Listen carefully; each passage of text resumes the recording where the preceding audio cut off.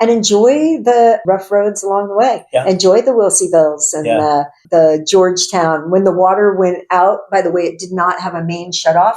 And so I was taking down cabinets in the kitchen and asking my mom to just hold them against the wall until I got down. That's all you had to do, Mom.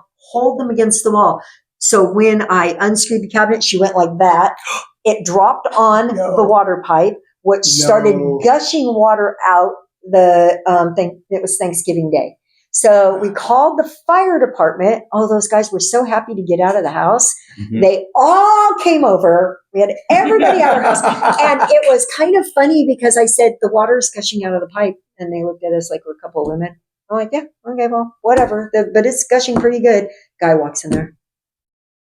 Guy comes running out. Water's gushing out of the pipe. Water's gushing out of the pipe. Right? Because it was gushing. Like, we were up to here. Right? Right. Fortunately, the house was built in, it was an old miner's cabin back in the day, gold miner's cabin. Yeah. So it was built on planks. Right? Oh, yeah. So water was sifting through. Yeah. So that was a good part, right? Yeah. That was a good part. So nobody knew where the main was. So they're all like standing around. They're grateful to be out of the house because they have family over and it's Thanksgiving Day. So they're all hanging around and they call this guy, knowledge is power. Right?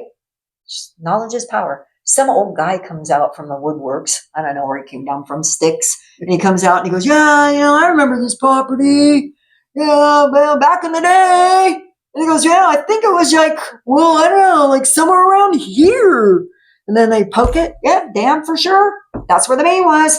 Dug it up a couple of feet. It was 2 feet deep. That guy knew where it was. He came out. Knowledge is power. He came out and he pinpointed that freaking main, right? They dug it up and they turned off the water and they went home.